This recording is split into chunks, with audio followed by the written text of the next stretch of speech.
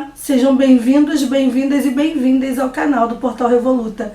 Eu sou a Deise Santos e esse é o programa Eu Que Fiz. Se você está vindo aqui pela primeira vez, eu te convido a se inscrever no canal e ativar o sininho para ficar por dentro de tudo que rola no canal do Portal Revoluta. Te convido também a conhecer as nossas redes sociais no Instagram e no Facebook. É só procurar por Portal Revoluta e eu vou deixar aqui no cantinho o link, né, o endereço das redes sociais para você poder conhecer. Esse é o 6º episódio da 2ª temporada do programa Eu Que Fiz, e nesse episódio o convidado já passou por aqui na primeira temporada falando de um outro livro dele, mas nesse episódio o Vinícius Canabarro vai apresentar esse livro aqui, o Autópsia Carioca. Né?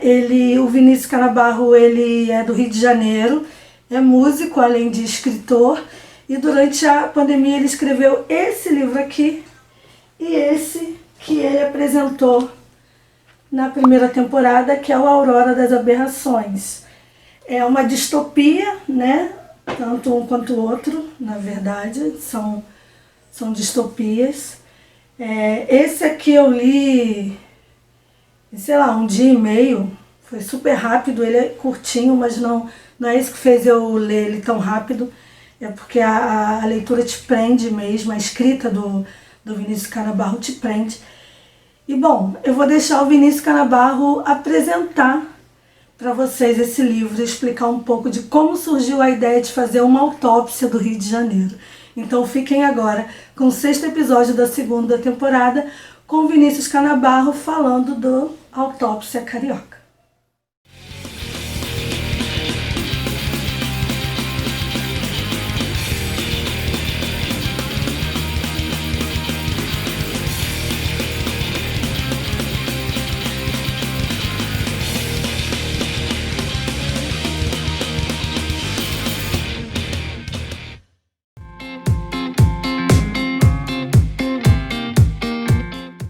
Fala galera do canal Portal Revoluta, do programa Eu Que Fiz.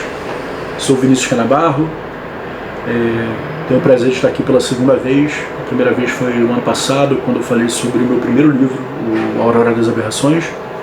E agora eu volto para falar sobre o meu 2º livro, Autópsia Carioca, que é uma distopia ambientada aqui no Rio de Janeiro.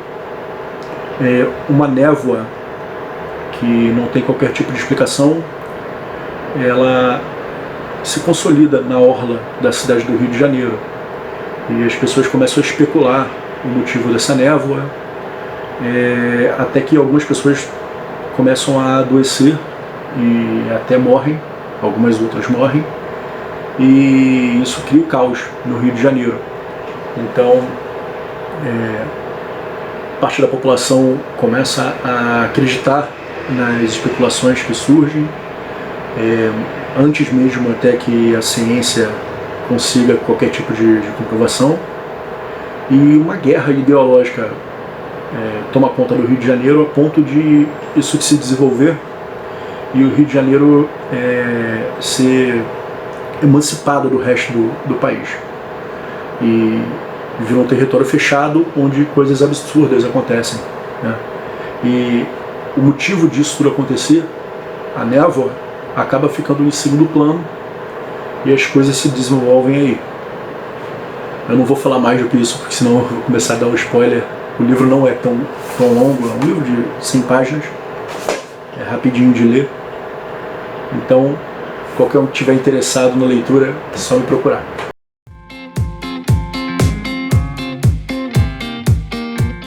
A inspiração para o livro, ela foi o momento atual. A gente está na pandemia, eu escrevi o livro totalmente durante a pandemia, mas ela também me inspirei em outras obras distópicas, né? Eu me inspirei bastante em 1984, me inspirei também no Fahrenheit 451,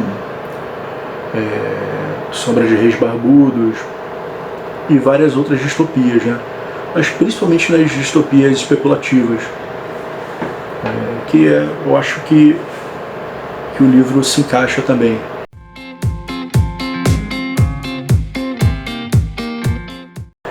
Para arquitetar essa história, eu usei bastante as coisas que eu estava vendo no noticiário, conversa, né, com amigos, opiniões que eu acho bizarras, que vinha de boca de amigo, ou de conhecidos ou familiares, e tudo mais. Eu fui juntando isso tudo, e com base no que eu acredito de realidade e das minhas visões políticas, eu arquitetei essa história, né? Teve muito material para trabalhar, e infelizmente, né? E como eu disse antes, né, isso foi uma forma de eu dar meu grito, né? Mas para arquitetar essa história foi uma coisa até bem simples. Pra você ter uma ideia, eu escrevi esse livro na sequência do primeiro, na sequência do Aurora das Aberrações. O Aurora eu demorei mais ou menos um ano para desenvolver tudo, mas isso eu também parei, tive que voltar, reler a história, me reconectar com a história. Mas o Autópsia Carioca eu escrevi em um pouco mais de um mês, né? Porque as coisas estavam muito latentes. Eu tinha que tirar isso de mim, porque senão eu acho que eu ia enlouquecer mesmo.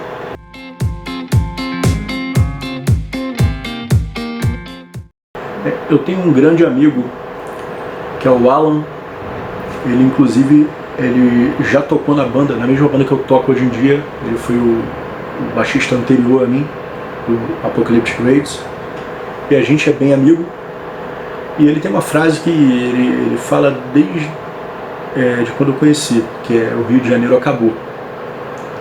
E eu achei isso interessante para trazer para essa história, né? Acabou, morreu, né? E o que seria o Rio de Janeiro estar morto? O que faz o Rio ser um cadáver? E se morreu, o que matou ele, né? Então, para essa história específica, eu quis fazer como se fosse um exame de autópsia, né? Começar com o corpo do Rio de Janeiro e abrir, né? E ver o que tem lá dentro, o que trouxe essa morte, o que fez. E aí trazer esse questionamento para o fim, né? Na verdade, esse está desde o início, né? Mas você vai lendo e vai acompanhando o meu ponto de vista sobre isso, que é: o Rio morreu ou é a gente que está morto, né? Então foi mais ou menos por aí. Essa foi a reflexão que eu quis fazer, né?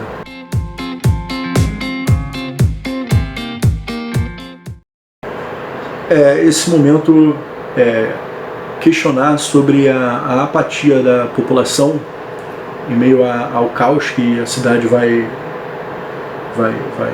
se tornando. Sim, é uma crítica ao momento sociopolítico atual, sim. A história é sobre um homem velho contando as coisas para algumas pessoas que possivelmente são novas quando você começa a ler o livro. E ela vai dizendo sobre tudo que ela viu com um olhar extremamente crítico. E mesmo assim, ela e outras pessoas que viveram isso tudo, elas não fizeram nada. Elas simplesmente foram perdendo e foram permitindo que aquilo fosse tirado delas. E essa é a maior crítica, né? O que a gente está perdendo pouco a pouco e o que a gente vai fazer em relação a isso, né? Às vezes eu escuto de amigos meus muitas coisas que me deixam até chateado, digamos, umas cabeças bem, né? Caramba, né? Você sente que você não perdeu, mas muita gente em volta de você perdeu pra caramba, né? Então, eu acho que é isso, tem uma hora que a gente vai ter que se levantar, vencer essa apatia, porque senão a gente vai olhar para trás e a gente vai ter perdido muito. Mas o pior é uma geração que já vai viver, já vai ter nascido num momento de nem ter tido contato com aquilo do passado. E essa é a maior perda que tem. É o pessoal que fica perdido na história. É o pessoal que não sabe o que poderia ter tido e jamais vai dar valor a isso, então jamais vai brigar por aquilo. E talvez essa seja a maior crítica do livro, né? As gerações que perderam as coisas e nem souberam disso.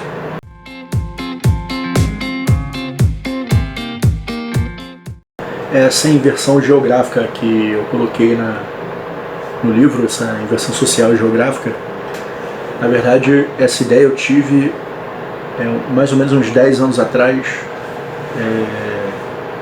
quando eu vi um documentário, um falso documentário, um documentário curto, eu vi no YouTube, o nome é Recife Frio.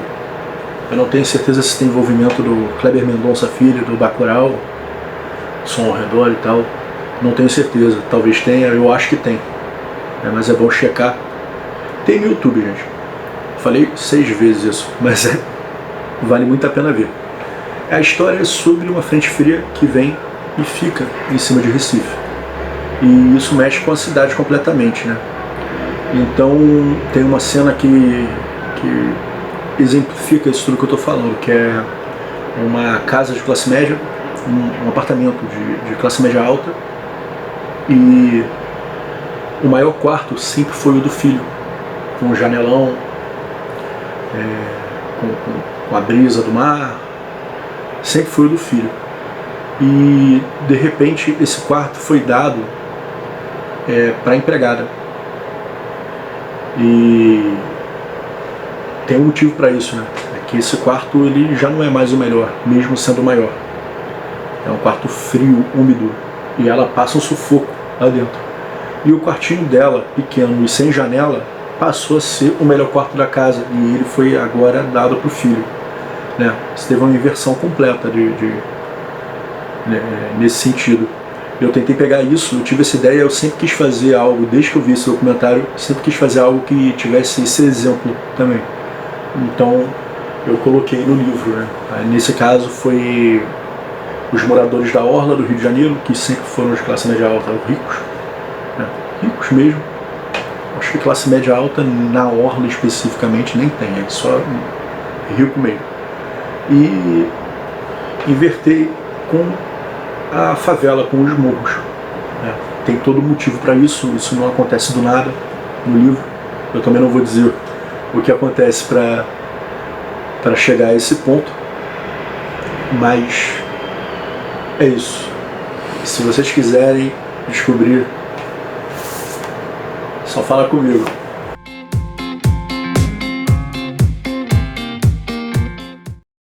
Acho que um reflexo natural que eu tive depois de escrever o livro foi uma sensação de, como eu disse antes, né, tirar do peito um pouco essa angústia, né, da quarentena, de tudo isso que a gente está vivendo, e de dividir um pouco essas preocupações que eu tenho e que outras pessoas também com certeza têm, né? Então isso foi com certeza um reflexo claro, assim, né, em mim. O resultado foi imediato para mim, né? Agora é bom também porque quando você coloca isso no papel, quando você escreve, você também passa a olhar de outras formas a coisa, né? Que você tira esse pensamento, você organiza ele. Então isso também me fez pensar até onde eu estou sendo apático, mesmo escrevendo ou qualquer outra coisa, né? É o que eu tenho feito para mudar as coisas. E isso uma coisa que eu me questiono todos os dias. E todos os dias eu tento imaginar formas de quebrar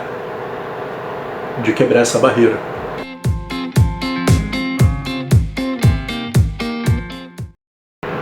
É uma curiosidade sobre o processo do livro, processo criativo. Bom, não tem muita curiosidade, né? Esse livro foi escrito muito rápido. Eu tive a ideia e já botei ela no papel direto. E eu pesquei muita coisa de pessoas que eu conheço, muitas coisas, muitos jeitos, né? Ideias mesmo, para o bem ou para o mal. Nunca direi quem são essas pessoas, de onde vem isso, mas tem muita coisa que eu modifiquei, claro, potencializei também para o bem ou para o mal. Isso é uma curiosidade, né? Outra é que eu fiz pesquisas para escrever coisas nesse livro, né? Funções de instituições ou de determinadas coisas do livro. Por exemplo, um amigo meu, que foi quem escreveu o prefácio do primeiro livro, o Vitor, que toca comigo no Atomic Horror, de onde eu tirei a ideia do primeiro livro. Ele é um professor de geografia e, inclusive, ele tem um canal onde ele dá aula, que é o Chá de Humanas. Vejam, esse canal, é bem legal, não só ele, como outros professores de outras disciplinas. E eu, de vez em quando, ligava para ele, pedindo para que ele me explicasse, me desse uma clareza a mais sobre determinados assuntos, para que eu não entrasse e falasse besteira, né? Então ele me ajudou um pouco nisso. Outras pessoas também, não em coisas tão específicas, mas acabaram ajudando também. Então isso. Foi um livro que eu escrevi muito rápido.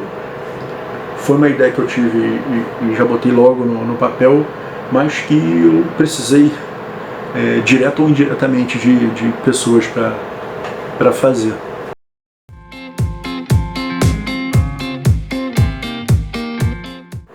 A arte gráfica do livro é completamente minha, né? Totalmente minha. Eu mesmo desenhei a capa, os desenhos que tem por dentro. Eu mesmo diagramei o livro, consegue ver daí. Você vê que não tem nenhum desenho complicado, porque eu não sou desenhista, mas eu queria um processo completamente meu. Então eu fiz assim. Inicialmente eu fiz pela Amazon. Inclusive quem tiver interesse, tem outras versões do livro na internet. Tem uma versão física na Amazon e também no Clube de Autores tem uma versão física, além desse que está na minha mão. Esse aqui só comigo direto. Esse é o mais barato entre eles. Eu mesmo fiz na gráfica e tudo mais, então eu consigo controlar esse preço de uma forma melhor. Esse aqui está R$20 na minha mão, mais o frete, né? Em média dá 30. E tem também a versão digital no site da Amazon. É só vocês procurarem pelo meu nome, Vinícius Canabarro, ou pelo nome do livro, Autópsia Carioca, ou mesmo o Aurora das Aberrações. Tem lá, baratinho, para quem tem o Amazon Prime, é de graça, no Kindle Unlimited. E alguns desenhos por dentro, a diagramação, tá vendo? Certinho, ISBN. Então tem aqui um sumáriozinho, desenho do maldito, né? E o papel é um papel pólen 90 gramas. É um papel grosso, amarelado, que facilita a leitura. Eu quis fazer uma coisa que eu fizesse um investimento que fosse fosse mais fácil ter uma concorrência leal com livros que tem no mercado, né? Esses livros que facilitam a publicação online, não, isso é ótimo. De certa forma você consegue pegar e tirar o teu livro da gaveta, mas ele tem um outro problema, que fica muito caro. Você não consegue botar o teu livro, você acabou de escrever um livro, o teu livro não é tão competitivo assim, né? Porque você não tem nome nenhum, você não é divulgado, as pessoas não te procuram, né? Então, se você for vender o seu livro para alguém, inicialmente ele vai ser para amigos, familiares, né? É muito difícil, e nem sempre o material desses livros ele tem uma qualidade tão boa. Então eu fiz bastante pesquisa sobre isso e fui vendo orçamentos na gráfica, fui vendo como é que eu poderia fazer sozinho essa arte, essa diagramação, e fui na tentativa e erro até que eu achei uma gráfica em São Paulo, que é a Forma Certa, e eles fazem pequenas quantidades, e a qualidade é muito boa, a impressão é muito boa, o papel é muito bom e num preço muito acessível. Então eu preferi fazer por conta própria depois disso tudo. Claro que fazendo na instituição específica, o CBN, eu fiz o ISBN, né, fiz tudo certinho, né, registrei o livro. São pequenos gastos que você tem paralelos, mas que eu acho que são essenciais. E eu tenho o livro agora publicado por conta própria.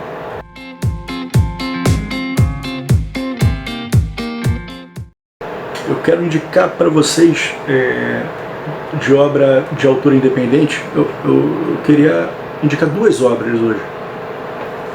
Uma delas é do Leonardo Borne, é um livro de ficção científica, muito bem elaborado, muito bem escrito.